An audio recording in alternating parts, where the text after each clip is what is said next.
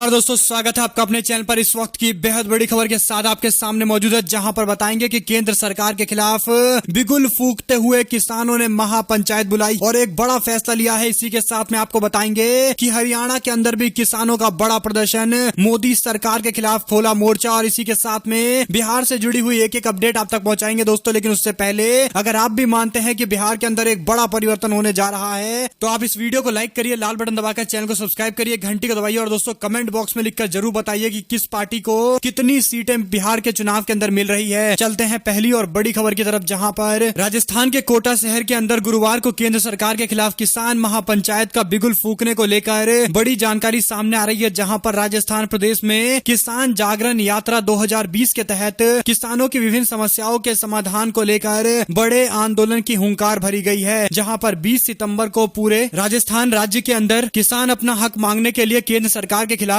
आंदोलन करेंगे और 21 सितंबर को प्रदेश के 247 कृषि उपज मंडियों को बंद रखने का फैसला लिया गया है। और इसी के साथ में एक और जानकारी सामने आ रही है, जहां पर हरियाणा के अंदर भी बीते दिन केंद्र सरकार की ओर से लाए गए 3 कृषि संबंधित अध्यादेश के खिलाफ प्रदेश भर के किसानों ने जोरदार प्रदर्शन किया है। गुरुवार को राष्ट्रीय राजमार्ग पर स्थित कुरुक्षेत्र के अंदर पिपली अनाज मंडी में किसानों ने किसान बचाओ मंडी बचाओ रैली का अल्टीमेटम किसान संगठन की ओर से दिया गया था। अल्टीमेटम को देखते हुए कुरुक्षेत्र के अंदर कई सारे रास्ते सील कर दिए गए थे, जिसके बाद राष्ट्रीय राजमार्ग पर बड़ा प्रदर्शन हुआ है और बड़ी संख्या में किसानों ने अपना विरोध जताते हुए केंद्र सरकार के द्वारा 3 अध्यादेश लाए जाने का विरोध जताया है, जिसके तहत सरकार कृषि के अंदर भी निजीकरण की तरफ कदम उठा रही है और इसी का विरोध किया जा रहा है। एक और जानकारी की माने तो बिहार के अंदर जेल में बंद बाहुबली विधायक अनंत सिंह का बयान सामने आया है, जहां पर उन्होंने ऐलान करते हुए कहा कि तेजस्वी यादव को इस बार मुख्यमंत्री बिहार के अंदर बनाया जाएगा और वह खुद आरजेडी की ओर से उनकी टिकट पर चुनाव लड़ने वाले हैं। और ऐसे में दोस्तों अगर आप भी मानते हैं कि मकोमा के बाहुबली विधायक के आरजेडी से चुनाव लड़ने को लेकर आरजेडी को मजबूती और ज्यादा मिलेगी, तो आप कमेंट बॉक्स में लिखकर जरूर बताइए। और अनंत सिंह के इस बयान को लेकर अगर आप भी समर्थन दर्ज कराना चाहते हैं तो वीडियो को लाइक जरूर करिए और लाल बटन दबाकर चैनल को सब्सक्राइब करिए और साथ ही साथ इस वीडियो को अपने लोगों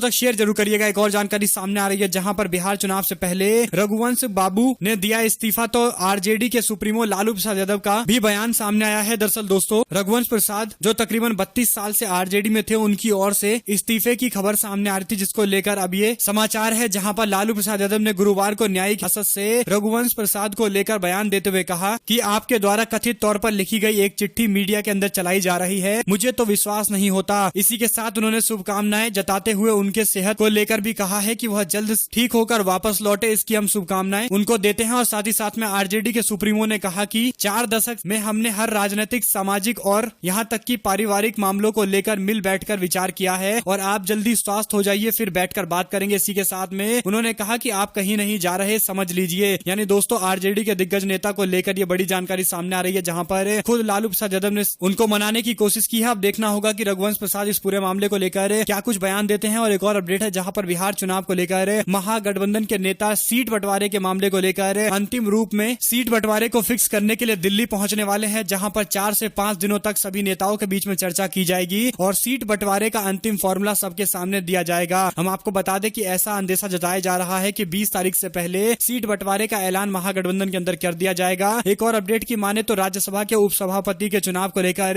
एनडीए के हरिवंश नारायण के सामने आरजेडी के नेता मनोज झा होंगे संयुक्त विपक्षी उम्मीदवार। राज्यसभा के उपसभापति के पद पर चुनाव होने वाला है, जो 14 सितंबर को होगा, जिसको लेकर मुख्य विपक्षी दलों ने भी अब एकजुटता दिखानी शुरू कर दी है। जहां पर आरजेडी के नेता मनोज झा को लेकर रजक का उम्मीदवार बनाया गया है और जेडीयू की ओर से हरिवंश सिंह को उम्मीदवार बनाया गया है। मिल रही खबर के अनुसार राज्यसभा के अंदर विपक्ष के नेता गुलाम नबी आजाद और कांग्रेस पार्टी के उप नेता आनंद शर्मा, सदन में कांग्रेस के मुख्य सचेतक जयराम रमेश और तृणमूल कांग्रेस, वाम दल, डीएमके और आम आदमी पार्टी के कुछ विपक्षी नेताओं ने भी समर्थन का ऐलान कर दिया है। इसी के साथ में उपसभापति के पद पर भी चुनाव काफी ज्यादा इंटरेस्टिंग होने वाला है। दोस्तों देखेंगे कौन बिहार चुनाव से पहले राज्यसभा के उपसभापति का पद जीत पाता है। और एक और जानकारी है, जहां पर राज्यसभा और लोकसभा के अंदर सत्र शुरू होने से पहले कांग्रेस पार्टी ने संसद के अंदर कुछ बड़े बदलाव किए हैं, जहां पर कांग्रेस पार्टी ने लोकसभा और राज्यसभा के अंदर संसदीय दल के नेता के पद पर नई नियुक्तियां कर सकते हैं। माना जा रहा है कि लोकसभा में राहुल गांधी कांग्रेस पार्टी का नेतृत्व संभाल सकते हैं। वहीं पर इंडियन नेशनल कांग्रेस के आधिकारिक वेबसाइट के मुताबिक पार्टी ने लोकसभा में संसदीय दल के नेता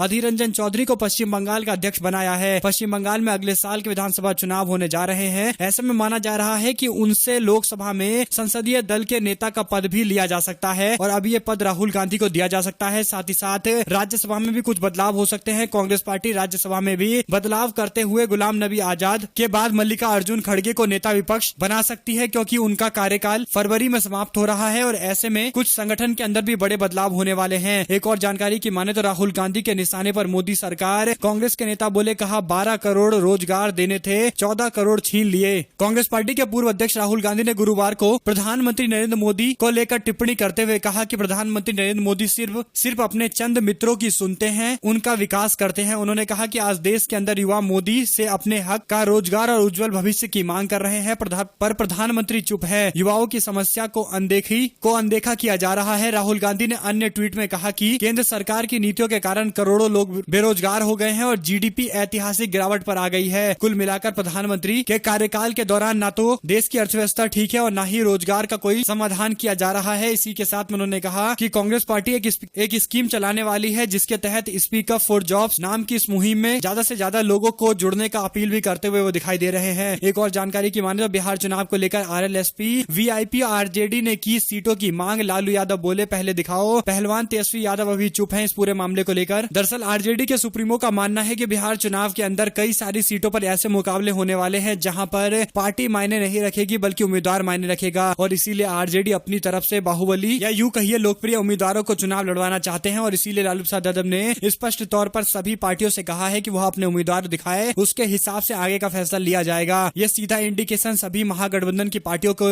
दिया गया है। और एक और जानकारी की माने तो भाजपा के रणनीतिकार को लग रहा है कि इस बार बिहार विधानसभा चुनाव में उन्हें अच्छी सीटें मिल सकती है। हो सकता है कि वह पहली बार सबसे बड़ी पार्टी बन जाए, जिसे देखते हुए बीजेपी अपनी ताकत झोंकने के मूड में दिखाई दे रही है, जहां पर 6 वर्चुअल रैली प्रधानमंत्री की कराई जा सकती है। दरअसल दोस्तों, नीतीश कुमार के साथ भारतीय जनता पार्टी का गठबंधन सीधे तौर पर यह दिखाता है कि बीजेपी के पास बिहार में कोई विकल्प नहीं है और ऐसे में नीतीश कुमार के शासनकाल से जनता काफी परेशान है, जिसका सीधा नुकसान बीजेपी को होगा। जिसके बाद प्रधानमंत्री से रैली कराने को लेकर बीजेपी विचार कर रही है। वहीं पर कई सारे लोग मान रहे हैं कि बीजेपी को ज्यादा सीटें मिल सकती है। इसका अंदेशा जताते हुए बीजेपी इस तरह से चुनाव प्रचार कर रही है। आपका क्या कुछ मानना है कमेंट बॉक्स में लिखकर जरूर बताइए। और एक और जानकारी है जहां पर पश्चिम बंगाल के अंदर तृणमूल कांग्रेस को असहज करेंगे कांग्रेस पार्टी के अधीर रंजन चौधरी। बंगाल चुनाव में त्रिकोणीय मुकाबला हो सकता है। दरअसल दोस्तों, बंगाल चुनाव को लेकर जानकारी जो सामने आ रही है, जहां पर कांग्रेस पार्टी के नेता अधीर रंजन चौधरी ने कहा कि वाम दलों के साथ कांग्रेस पार्टी का गठबंधन हो सकता है और त्रिकोणीय मुकाबला पश्चिम बंगाल के अंदर देखा जा सकता है। एक और अपडेट की माने तो कांग्रेस पार्टी के नेता अधीर रंजन चौधरी ने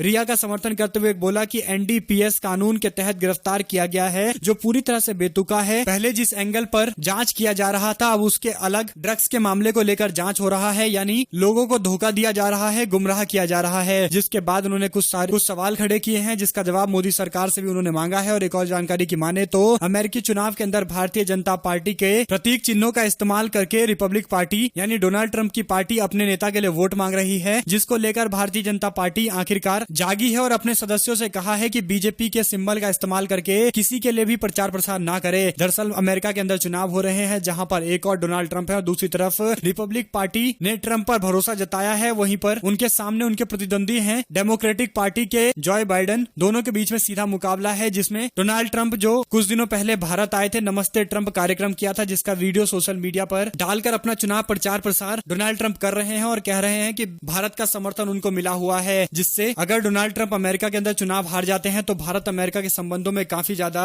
गिरावट देखी जा सकती है। जिसके बाद बीजेपी के नेताओं की ओर से यह बयान सामने आ रहा है। और एक और अपडेट की माने तो डिबेट के दौरान शिवसेना के नेता के बयान को लेकर संबित पात्रा भड़क गए और बीजेपी के प्रवक्ता शिवसेना के प्रवक्ता के बीच में बहस देखने को मिली है। इसी के साथ में दोस्तों, कांग्रेस पार्टी के नेता के शिवसेना का समर्थन करने के बाद अब एनसीपी के प्रमुख शरद पवार ने अभिनेत्री कंगना रनावत को लेकर निशाना साधते हुए कहा कि आप उस शख्स से जिम्मेदारी के साथ बात करने की उम्मीद नहीं कर सकते। साथ ही शरद पवार ने भीमा कोरेगांव और मराठा आरक्षण पर भी अपनी बात रखी है। कंगना रनावत पर बयान देते हुए उन्होंने इशारों में निशाना साधा है, जहां पर कंगना रनावत के द्वारा जिस तरह से उद्धव ठाकरे को लेकर विवादित टिप्पणी की गई है, उसके बाद यह विरोध जताया जा रहा है कांग्रेस पार्टी और उसके सभी संगठन और उसके सभी गठबंधन सहयोगियों के द्वारा। और एक और जानकारी है जहां पर उद्धव ठाकरे के खिलाफ अभद्र भाषा का उपयोग करने को लेकर कंगना रनावत के खिलाफ शिकायत दर्ज की गई है। पुलिस की ओर से यह जानकारी मिली है। दरअसल मुंबई पुलिस ने कंगना रनावत के खिलाफ शिकायत किए जाने के बाद यह जानकारी दी है, जहां पर मुख्यमंत्री के खिलाफ अभद्र टिप्पणी को लेकर कार्रवाई की जाएगी। दरअसल दोस्तों, शिवसेना ने कहा कि उनकी ओर से इस तरह की कोई शिकायत नहीं की गई है, लेकिन मुंबई पुलिस ने जो फैसला लिया है, हम उसका स्वागत स्वागत करते हैं। इस तरह से जो एक एक करके कई विवादित बयान मुंबई को लेकर दिए गए, पाकिस्तान से इसकी तुलना की गई है, उसके बाद अब इस तरह की कार्रवाई होनी पूरी तरह से स्वाभाविक दिखाई देती है। इस पर आपकी क्या प्रतिक्रिया है, कमेंट बॉक्स में लिखकर जरूर बताइए। एक और जानकारी सामने आ रही है, जहां पर राम मंदिर ट्रस्ट के खाते में फर्जीवाड़े के बाद FIR के बाद सारे बैंक अकाउंट को लॉक कर दिया गया है। दरअसल दोस्तों, क्लोन चेक के जरिए अयोध्या में श्री राम जन्मभूमि तीर्थ ट्रस्ट के खाते से लाखों रुपए निकाले गए। इस तरह की खबर सामने आने के बाद पुलिस ने इस मामले पर तुरंत FIR दर्ज की है। मामले की पड़ताल भी शुरू की गई। एहतियातन राम मंदिर ट्रस्ट के बैंक खाते को लॉक कर दिया गया है। इस बारे में अयोध्या के CEO राजेश कुमार रॉय ने न्यूज एजेंसी से बात करते हुए कहा कि इस तरह की शिकायत मिली थी, जहां पर 6 लाख रुपए से ज्यादा की राशि निकालने को लेकर मामला सामने आया था। बाद में ट्रस्ट ने सारे अकाउंट को लॉक कर दिया है। अब पता करना होगा कि आखिर ये फर्जीवाड़ा किसने किया है, जिसको लेकर जो भी जानकारी सामने आती रहेगी हम आप तक लगातार अपडेट पहुंचाते रहेंगे। अगर आपको एक भी खबर अच्छी लगी हो दोस्तों, तो इस वीडियो को लाइक करके अपने लोगों तक समर्थन जरूर कर, इस वीडियो को अपने लोगों तक शेयर जरूर करिएगा। आप लोग देख रहे थे आपका अपना चैनल जय हिंद जय भारत, वंदे मातरम।